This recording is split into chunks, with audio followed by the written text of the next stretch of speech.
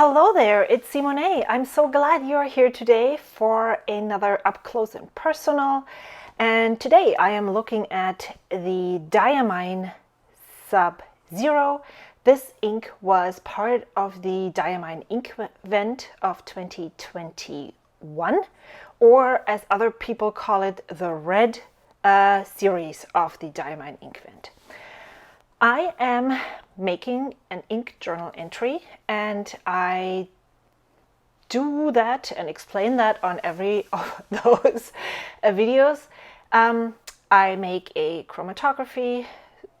This is the first thing that I do when I make these ink journal spreads because it takes the longest time to dry.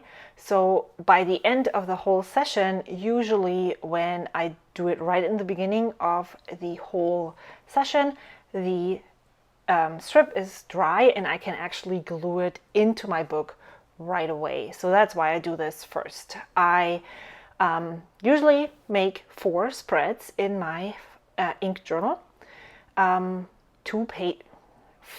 pages in total. Wow.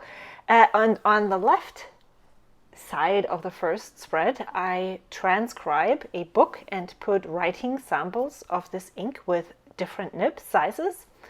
On the right side, I put an ink splotch.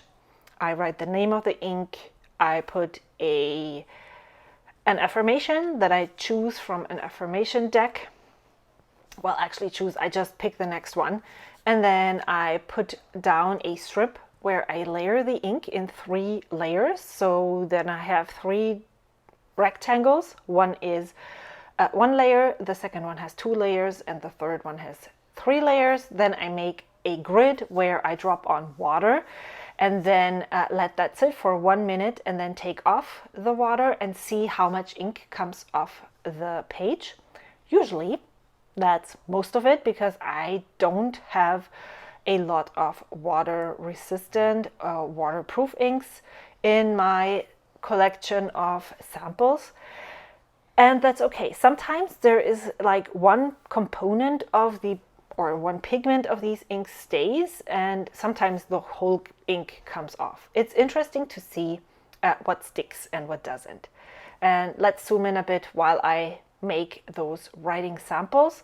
And then the last thing, as I said before, is I put in the chromatography. That's the first spread. On the second page, I put on the right side, on the left side. Wow, me and my left and right, it's never correct. On the back of the ink splotch, it usually bleeds through, and so there is not much that you can do with that page, but there is usually enough room to put down where I got that ink from. If it's a sample, if it's a bottle, when I got it, just so that I know the whereabouts of that ink. And then on the right side, I am starting like a library of inked pens with this ink. Sometimes when it's a sample, it's probably not going to be like tons of pens that are on that list, but when it's an ink bottle, after a while, and when I'm inking this ink or putting that ink into different fountain pens, I will then have a list where I can see the differences on how this ink performs in different pens with different nib sizes, nib width, maybe.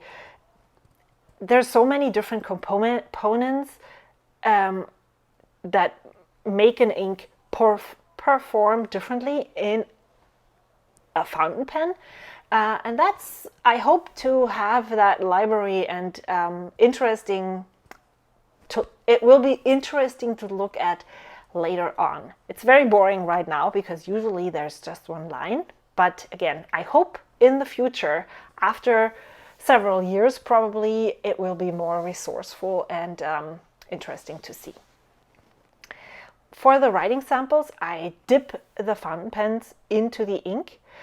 I think, or with the ones that I'm using currently, it works pretty fine. I usually have a paper or a journal next to me where I just test the pen, the ink, in order to see whether it actually writes or if it discharges too much ink, because I have like flooded the feed with it, but I do feel like it's very true to how it would write when it was inked.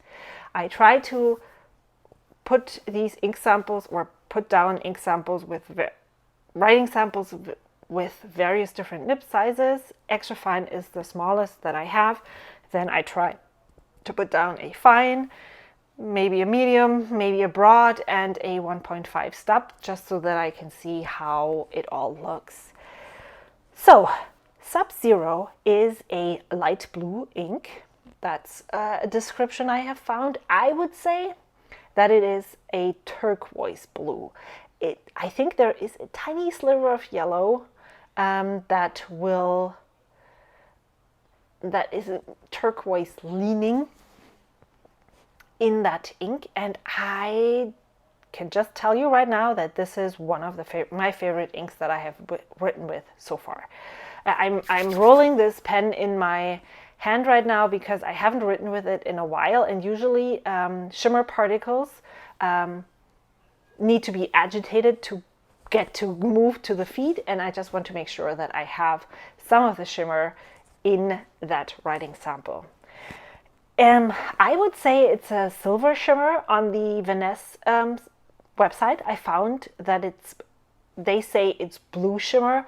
I don't know if they just look at these ink samples that they make and determine what it is, or if they have an actual write-up from the company where they know for sure that it's blue shimmer. It could be. It definitely looks silver leaning bluish. It would make sense if we look at the samples that it could be blue shimmer. I didn't even think of blue shimmer when I looked at it for the first time. For me, it can be either gold or silver, and that's it. Yeah. I'm broadening my horizon, so it might be blue shimmer. It does have shading, and that's what I love about this ink. And also the shimmer is not overbearing. It is just a subtle shimmer. I have another shimmering ink that is very, very shimmery. Like basically the whole line that you put down on the paper is all shimmer. And that does not look as interesting as having shimmer perform the same way as shading on the page. And you just have subtle hints of shimmer. I definitely enjoy that more. I don't know if that is something that ink makers do, have more shimmer or less shimmer, or if that is just a production thing and you could luck out and have a lot of shimmer in the same ink and the next bottle has little shimmer. I have no idea how that works, but this one is amazing. Yeah, so everything about this ink is perfect for me. And if I wasn't as opposed to owning ink bottles, if you want to know my thoughts on ink bottles, I have a up close and personal video on my channel where I talk about bottles versus samples. And yeah, so if I wasn't as opposed to owning bottles as I am, I probably would get a bottle of this one. So Diamine is an English ink maker. They have been in business since 1865. So compared to Rohrer and Klinger from one of my last videos that have been in business since 1892, they definitely have a head start on them of about 30-ish years. So yeah, I did not do research on when Sailor started to produce ink. That would be something that is interesting. But since I do have more Sailor inks, maybe that's something that I can provide next time I have a Sailor ink in my ink swatching videos or ink journal entry videos, whatever, up close and personal videos. That's what they are called. Today, I would love to talk about flat inks, shading inks, and sheening inks and shimmering inks. And that's basically all you can have for inks. You can have an ink that looks and puts down very much the same amount of ink on the paper, and then it just looks the same with all the letters and all the lines that you put on the paper. There's no difference in shading or anything, it's just flat. Then you have shading inks, which at the moment are my favorite. And I would probably, it doesn't really translate perfectly, but I would call those inks matte inks.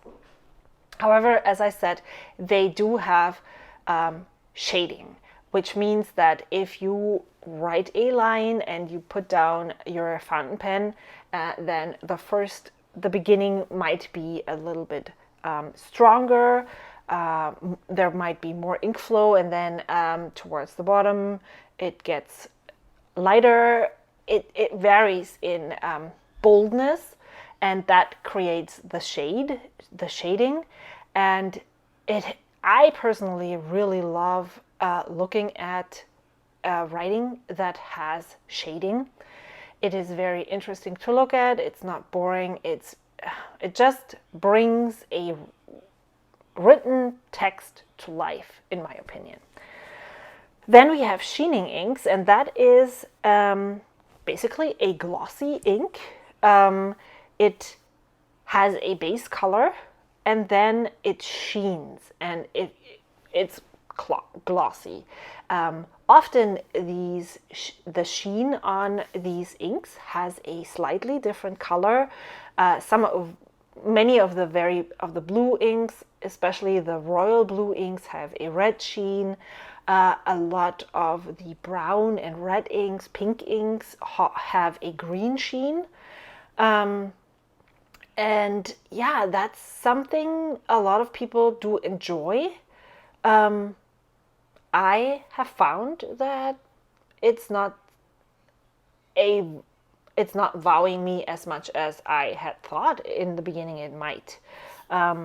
So that's sheening inks. And then the last thing in this whole ink thing are shimmer inks, and those have actual particles inside that make them glitter. And as we just learned, there are more shimmers than just gold or silver. I have heard of bronze colors. I have heard of blue in this case. I think I saw somewhere that there's also pink glitter. So I'm curious to see how that works out.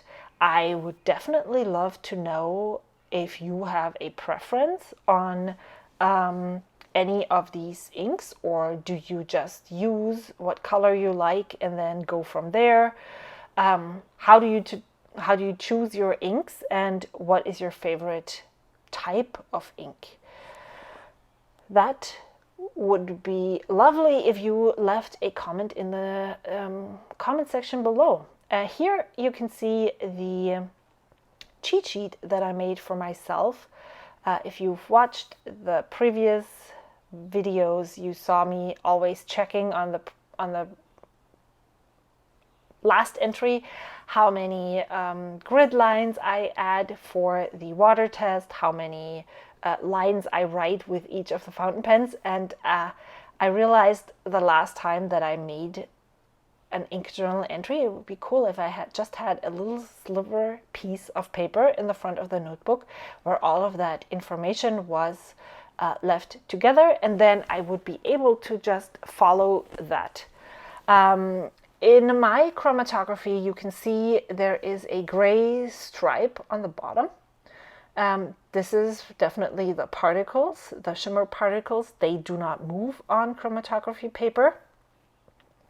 And then it's basically a pretty boring chromatography. It does not have it doesn't seem like it consists of many different colors. There is a little bit grayish blue hues in the bottom, and then it's the turquoise that makes the ink. Yeah, I do have to, I think I need to research more on the chromatography. If I'm going from the knowledge that I have gained on watercolor, that might be because is this a pigment ink? I don't know, but the color that it is made of is just one single pigment or color thingy, dye maybe, and the others are made of the colors that we see. Just as in watercolors, there might be various different pigments mixed together to make one color. I don't know. It sounds logic. If you know more, let me know in the comments below. Thank you so much for watching. I would love for you to subscribe to my channel, like this video, and do all the things that help me show this video to other people. Thank you so much for your love. I will see you soon. Until then, bye.